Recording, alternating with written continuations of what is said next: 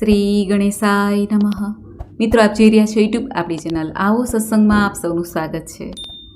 મિત્રો, અત્યારે અષાઢ અમાસથી શરૂ થતું 10 દિવસનું વ્રત મા દશામાનું વ્રત ચાલે છે. ત્યારે આપણે નિત્ય મા દશામાની કથા અવશ્ય સાંભળીએ છીએ. આજે આ વિડીયોમાં મા દશામાની વાર્તા સાંભળીશું, જેને સાંભળવાથી ગ્રહ બાધા દૂર થાય છે અને ઘરમાં સુખાકારી રહે છે, દશા સુધરે છે, એવો મહિમા છે. મા દશામાં કે જે મોમાઈ માતા તરીકે પણ ઓળખાય છે, તેમનું ધૂપ દીપ નૈવેદ્ય આદિથી પૂજન કરીને 10મા દિવસે આ વ્રત પૂર્ણ થાય છે. મા દશામાની આ કથા અવશ્ય સંભળાય છે. આજે આપણે આ વિડીયોમાં સાંભળીશું મા દશામાના વ્રતની કથા.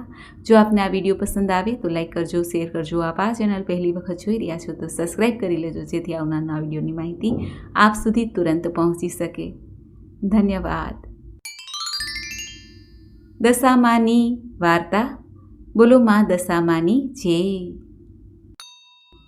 સુવર્ણપુર નગરીમાં જગજીતસિંહ નામે ઘણા ગર્વિષ્ઠ રાજા રાજ કરતા હતા. તેના નગરની સમૃદ્ધિનો પાર ન હતો. આ રાજાની ગુણિયલ, સંસ્કારી, અતિ સુશીલ અને રૂપવતી રાણીનું નામ અનંગસેના હતું. રાણી ઘણા જ નમ્ર અને ધર્મિષ્ઠ હતા. ઘણીવાર રાજાને અહંકાર ન કરવા સમજાવતા, પણ રાજા કદી એની વાત સાંભળતા નહીં. અષાઢ મહિનાના દિવાસાનો દિવસ આવ્યો. તે દિવસે રાણી પોતાના ઝરૂખામાં બેઠા હતા. તેણે નદી કિનારે કેટલીક બહેનોને વ્રત કરતા જોઈ. ત્યારે રાણીને કુતૂહલ થયું. તે તુરંત પોતાની દાસીને આજ્ઞા આપે છે કે નદી કિનારે સોળે શણગાર સજીને ટોળે વળેલી બહેનો શું કરે છે તે જાણી લાવ. દાસી દોડતા દોડતા એ બહેનો પાસે ગઈ અને પૂછવા લાગી, હે બહેનો, તમે બધા શું કરો છો? ત્યારે એક બહેને જવાબ આપી કહ્યું, અમે દશામાનું વ્રત કરીએ છીએ. આ વ્રતની વિધિ એવી છે કે સૂતરના 10 તાર લઈને 10 ગાંઠો વાળવી, ગાંઠે ગાંઠે કંકુનો ચાંદલો કરવો.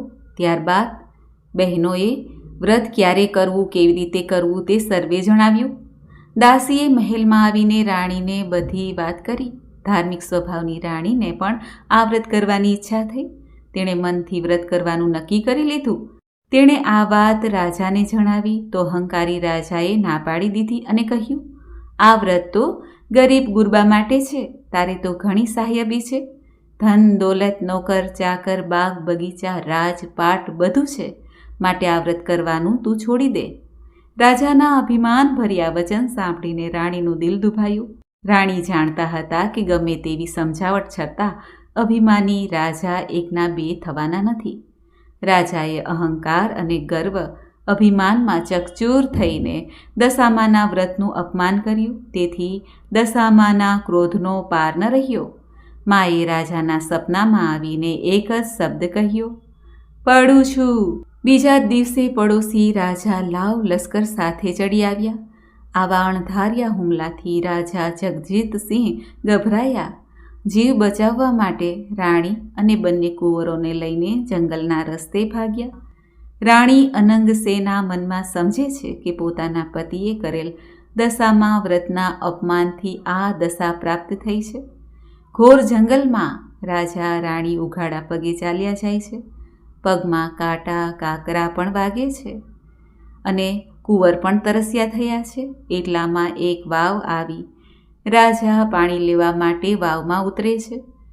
પાછળ બંને કુંવરો પણ ઉતર્યા. દશામાએ અદૃશ્ય રીતે કુંવરોને ખેંચી લીધા. કુંવરોને અદૃશ્ય થયેલા જોઈને રાણી વિલાપ કરવા લાગ્યા. રાજા પણ મનમાં સમજી ગયા કે નક્કી આ દશામાનો કોપ છે. રાણીને આશ્વાસન આપતા રાજા સમજાવે છે કે જેણે આપ્યા એણે લઈ લીધા, હવે એ જ આપશે. ત્યાંથી આગળ વધ્યા. રસ્તામાં રાજાની બહેનનું ગામ આવ્યું. રાજાને આશા હતી કે મારી બહેન જરૂર આશરો આપશે. એણે પાદરેથી પોતાની બહેનને સંદેશો મોકલ્યો કે તેનો ભાઈ આવ્યો છે અને પાદરે મુકામ કર્યો છે. બહેનને સંદેશો મળતા જ થયું કે જરૂર મારા ભાઈને કોઈ દુઃખ આવી પડ્યું છે, નહીંતર હાથી, ઘોડા, રથ વગર તેઓ ક્યારેય ન આવે. આમ વિચારીને બહેને સુખડી બનાવી સોનાની ગાગરમાં મૂકી અને સાથે સોનાનું સાંકડું પણ મૂક્યું. પોતાના ભાઈને મોકલાવ્યું. ભાઈને સોનાની ગાગર મળી, પણ તે પિત્તળની બની ગઈ. સુખડી ઈંટના કટકા જેવી થઈ ગઈ. સોનાના સાંકડાનો સાપ થઈ ગયો. આ જોઈને રાજા વિચારમાં પડી ગયા. તેને થયું કે મારી સગી બહેન મને મારી નાખવા માટે આવું ન કરે. નક્કી આ દશામાના કોપને કારણે છે. આવો વિચાર કરીને રાજાએ ગાગર ત્યાં ભોંયમાં દાટી દીધી. રાણીને લઈને તેઓ આગળ ચાલવા લાગ્યા. આગળ જતા રસ્તામાં એક મોટી નદી આવી. નદીના કાંઠે ચીભડાના વાડા હતા. રાણીએ ખેડૂતને 2 હાથ જોડીને કહ્યું, ભાઈ, અમને ખૂબ જ ભૂખ લાગી છે. દયા કરીને એક ચીભડું ખાવા આપો. ખેડૂતને દયા આવી. તેણે ચીભડું તોડીને રાણીને આપ્યું. રાજા રાણીને નિયમ હતું કે સૂર્યનારાયણ અસ્ત થાય પછી ખાવું નહીં. તેથી રાણીએ ચીભડું પોતાના સાડલામાં સંતાડી દીધું અને સૂઈ ગયા. પૂર્વે બન્યું એવું કે ગામના રાજાનો કુંવર 2 દિવસ પહેલાં રીસાઈને ભાગી ગયો. સિપાઈઓ કુંવરની શોધમાં નીકળ્યા હતા. સિપાઈઓ શોધતા શોધતા અહીં આવી ચડ્યા. તેણે રાણીના સાડલામાં કંઈક સંતાડેલું જોઈને બોલ્યા, બહેન, તારા સાંડલામાં શું છે? ત્યારે રાણી બોલ્યા, ભાઈ, આ તો ચીભડું છે. સૈનિકોએ તેને બહાર કાઢીને બતાવવા કહ્યું. રાણીએ તો સાડલામાંથી ચીભડું બહાર કાઢ્યું, પણ દશામાના કોપને કારણે ચીભડું કુંવરનું માથું બની ગયું. આથી રાજાના સિપાઈઓ ખૂબ જ ગુસ્સે થઈ ગયા અને બોલ્યા, તમે રાજાના કુંવરને મારી નાખ્યો છે. આમ બોલીને તેમણે દોરડાથી બાંધીને રાજા સમક્ષ લઈ જવામાં આવ્યા અને કુંવરની હત્યા કરવા બદલ જગજીતસિંહને કાળ કોટડીનો હુકમ આપી દેવામાં આવ્યો. બંદીખાનામાં રાજાએ તેને પૂર્યા. ત્યારે જગજીતસિંહ વગર વાકે કેદ થયા. તેથી રાણી અનંગસેના પર દુઃખના પહાડ તૂટી પડ્યા. રોજ જંગલમાં જઈને લાકડાનો ભારો લાવે. તેનાથી 2 પૈસા મળે. તે પેટનો ખાડો પૂરે. આમ દિવસો પસાર થવા લાગ્યા. એવામાં 18 મહિનો આવ્યો. દિવાસાનો દિવસ આવ્યો. રાણીએ દશામાનું વ્રત લીધું. 10 દિવસ સુધી માની પૂજા ઉપાસના કરી અને આર્દ્ર સ્વરે માની સ્તુતિ કરવા લાગી. રાણીની ભક્તિ જોઈને દશામાનો કોપ શમી ગયો. માએ રાણીને આશીર્વાદ આપતા કહ્યું, કાલે તને તારો પતિ પાછો મળશે. એ જ રાત્રે દશામાએ નગરના રાજાને સ્વપ્નમાં આદેશ આપ્યો કે તે નિર્દોષ માણસને કેદમાં પૂર્યો છે. તારો કુંવર તો એના મોસાળે લીલા લહેર કરે છે. સવારે પાછો આવી જશે. સવાર પડતા જ દશામાની કૃપાથી કુંવર પાછો આવી ગયો. રાજાએ જાતે જઈને જગજીતસિંહને બંદીખાનામાંથી મુક્ત કરી ક્ષમા માંગી. એટલું જ નહીં, ખૂબ ધન પણ આપ્યું. રાજા રાણી રથમાં બેસીને સુવર્ણપુર આવવા માટે નીકળ્યા. રસ્તામાં બહેનનું નગર આવ્યું. રાજાને પેલી ગાગર યાદ આવી. પાદરે આવીને ખાડો ખોદીને જોયું તો ગાગરમાં સોનાનું સાંકડું અને સુખડી હતા. એટલામાં બહેન પણ આવી. તે ભાઈ ભાભીને આગ્રહ કરીને પોતાના ઘેર લઈ ગઈ. રાજા રાણી 2 દિવસ ત્યાં રોકાઈને આગળ ચાલ્યા.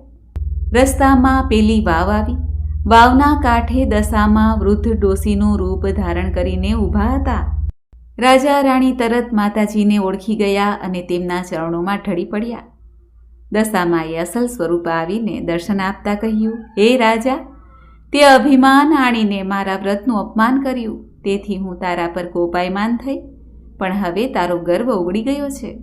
વળી તારી રાણીએ ભક્તિભાવથી મારું વ્રત કર્યું છે. તેથી હું તમારી ઉપર પ્રસન્ન થઈ છું. તારું રાજ તને પાછું મળી જશે.